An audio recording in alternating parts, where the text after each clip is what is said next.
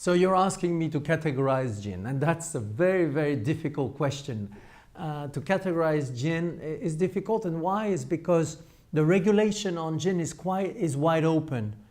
First of all, the ECE states for gin that it's a spirit in which juniper berries should be the dominant taste. I think that's important, and really if you think about it, it's a wise way to describe gin, and that way we all understand what it is. As you know, gin is made with juniper berries, and juniper berries give you this very refreshing, thirst-quenching taste. And if something you taste doesn't have that juniper berry taste, then you can argue it's not a gin. Now, by law, there's 3 different categories of gin. We will talk about it later. And we feel at Citadel Gin that these categories are a little bit loose. They are not very super precise. So we did work differently. We did what we call a gin map, to try to characterize the different type of gins and to see where they would belong in that map. So I'll expose this in a few words. So first of all, a little regulation on gin. There's 3 main categories on gin. One which is called compound gin. In America, it used to be called during Prohibition bathtub gin. This is you put a neutral spirit, like rubbing alcohol in the bathtub. I don't recommend to do this, by the way, because now, that wouldn't work very well. But, during Prohibition, people did what they could. And then you would put flavoring in it. Flavoring of juniper berries can be artificial flavoring. The compound gin can be made many different ways. And that's apparently and obviously the low end of gin. I say this is always a gin you pay twice for. You pay when you go at the cashier to pay for, but next morning when you wake up, you feel that this is the second payment that you're making because they're not as good, of course, as gin should be, in my opinion. The second category of gin is distilled gin. Now it's getting better. The taste of gin, the taste of juniper berries should come from the act of distillation. Distillation that extracts the taste, not by flavoring with a flavoring agent. And that's much, much better.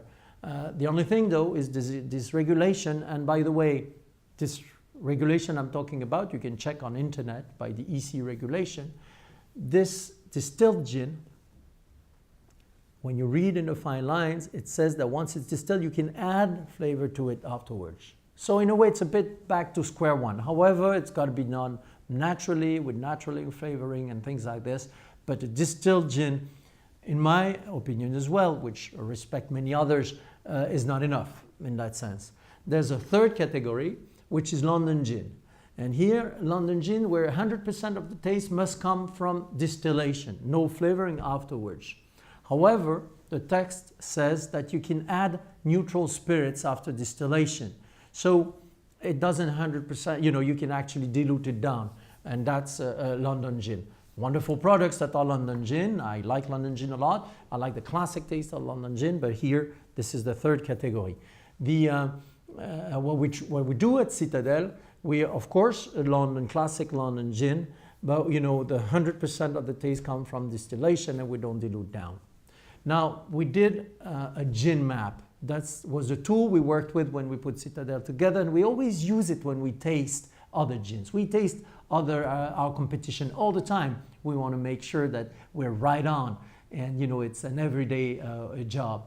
And we did a gin map by trying to characterize gin. So just at the center of this map is what we call classic gin, what gin really is. So juniper berries. So a classic gin's got juniper berries, and if you put it on a scale, at the bottom of the scale, you'd have the simple classic gin. They're usually the cheaper classic gins where you have juniper berries, maybe a little citrus, but just juniper berries, in one-dimensional juniper berries. And it's very often a little thin. They're usually all of them are steam distilled, so you don't have that mouthfeel that you would find in a more complex gin.